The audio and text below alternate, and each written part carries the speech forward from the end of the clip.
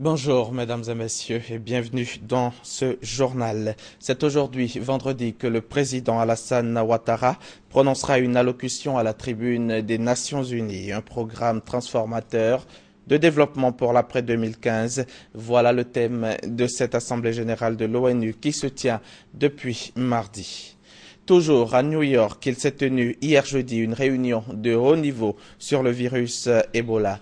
Vous allez le voir en image. Le secrétaire général de l'ONU a appelé les États à faire bloc pour lutter contre la maladie.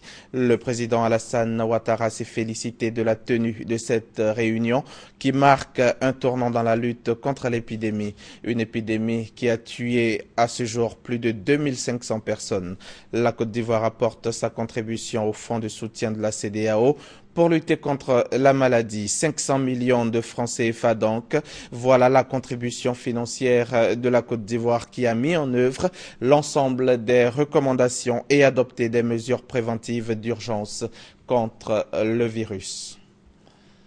Le virus Ebola, justement, qui continue de sévir en Guinée, mais dans ce pays, les rumeurs alimentent les réactions hostiles envers les équipes de prévention. À Forêt-Caria, au sud de la Guinée, on est passé tout près du drame. Mardi, une équipe de la Croix-Rouge a été violemment prise à partie ici. Elle était venue enterrer une femme soupçonnée d'être morte d'Ebola, mais elle s'est retrouvée nez à nez avec des habitants décidés à récupérer la dépouille, persuadés qu'ils étaient que la Croix-Rouge voulait découper le corps. La rumeur avait couru toute la journée. Ils sont venus se heurter sur la Croix-Rouge et déchirer le sac mortière, retirer le corps, commencer à jeter les pierres sur le véhicule, sur les agents, et aller prendre le chauffeur pour l'étrangler et lui retirer une des clés du véhicule. Pas de morts ni de blessés cette fois. Mais ces heurts se sont déroulés quelques jours à peine après le drame de Womé, en Guinée forestière. 8 personnes en mission de sensibilisation, dont le sous-préfet et un responsable régional de la santé, ont été tués par des villageois qui les accusaient de venir propager le virus. La rumeur toujours. Pour leur famille, c'est l'incompréhension. Pour leurs collègues aussi, et notamment les journalistes. Parmi les victimes figurent 3 employés des médias qui accompagnaient la délégation. C'est un acte que nous déplorons tous, d'abord en tant que citoyen simple, mais aussi en tant que confrère. Jusqu'ici, la Guinée n'avait pas connu l'assassinat des journalistes. Mais pour ce député de Guinée forestière, ce qui s'est passé à Womé n'a malheureusement rien d'étonnant. Les campagnes de prévention du gouvernement, dit-il, ne tiennent pas compte des spécificités locales et cela fait le lit des rumeurs les plus folles. C'est clair que c'est une approche qui ne marche pas, dans la mesure où ça ne change pas les attitudes, les comportements et les connaissances des gens. Et dans la mesure où, d'un cas qu'on a eu depuis le mois de février officiellement, on est arrivé à presque 1000 cas à la date d'aujourd'hui. 27 personnes suspectées d'avoir participé au meurtre ont été arrêtées. Elles sont actuellement détenues ici à Nzérékoré, la capitale de la Guinée forestière. La journée mondiale du cœur sera célébrée le 29 septembre prochain, mais la Côte d'Ivoire anticipe l'événement. Le pays a commencé la célébration hier. La direction de la coordination du programme national de prévention des maladies non transmissibles a organisé ce jeudi une journée de dépistage des maladies du cœur. Serge Gongoma. Ne pas manger des aliments gras, éviter une grande consommation du sucre et manger assez de fruits. Ce sont les conseils prodigués aux étudiants au cours de cette séance de sensibilisation et de dépistage sur les maladies du cœur à l'université Félix Houphouët-Boigny. La rencontre est organisée à la faveur de la Journée mondiale du cœur par la direction de coordination du programme des maladies non transmissibles, une structure du ministère de la Santé et de la lutte contre le sida. Dans le monde, 17 millions de personnes meurent chaque année de maladies cardiovasculaires. Et dans notre pays, 31% des personnes meurent de maladies chroniques, avec à leur tête les maladies cardiovasculaires responsables de 11% des décès chaque année. C'est la première cause de mortalité dans notre pays. Et la probabilité de mourir de manière précoce, entre 30 et 110 ans.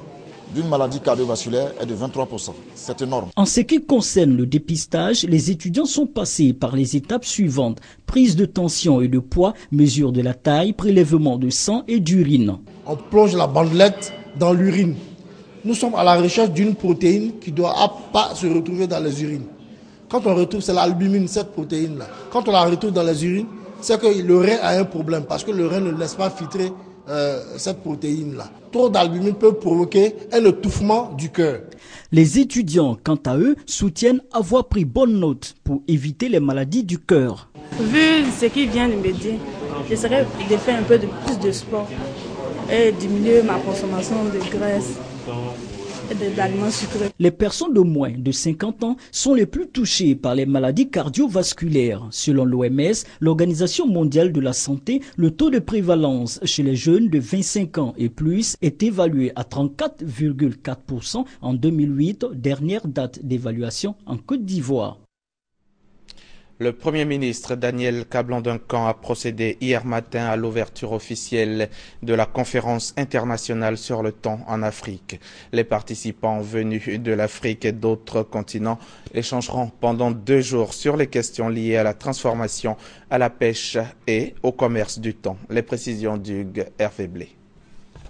La première conférence internationale et exposition sur le thon en Afrique s'est ouverte officiellement en présence du Premier ministre Daniel Kablan-Duncan avec à ses côtés le ministre des Pêches et de l'Aquaculture du Ghana, Annie Thierry. Atuna est un moment d'échange sur différentes questions liées à la filière thonière. Les opérateurs, les armateurs, les conserveurs, les distributeurs, et donc il y a besoin de se voir, et aujourd'hui, ces conférences thonières se font surtout en Asie. Il manquait véritablement des conférences en Afrique. La pertinence des thèmes qui seront abordés, entre autres l'état des stocks, la pêche et l'industrie thonière, le marché thonier, ainsi que les débats qui en découleront, contribueront sans nul doute à l'amélioration des performances des experts ici réunis.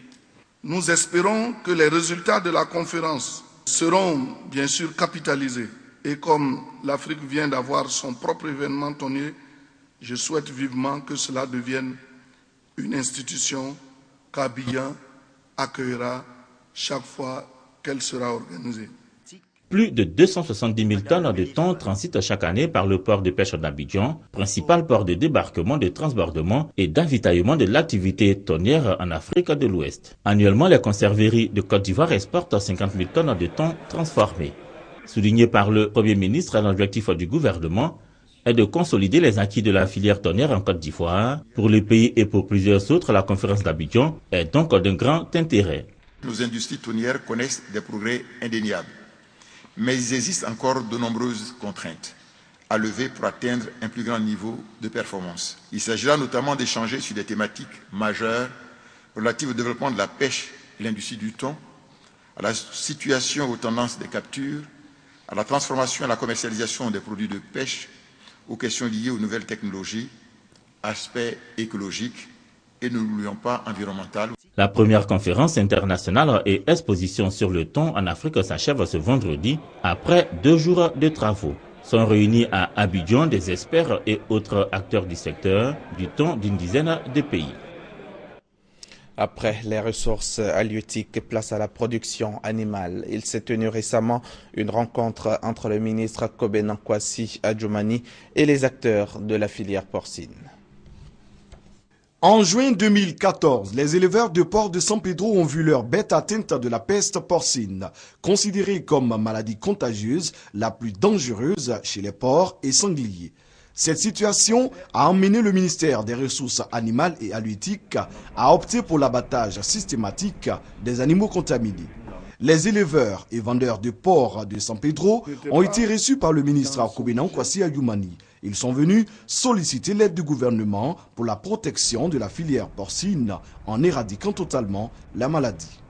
Concernant la peste porcine, de l'éleveur aux femmes charcutières, ça ne sera pas bon pour les moments que nous sommes. Je lance un appel au ministre qu'il vraiment voie le président de la République qui aime beaucoup son pays pour intervenir du côté de cette maladie.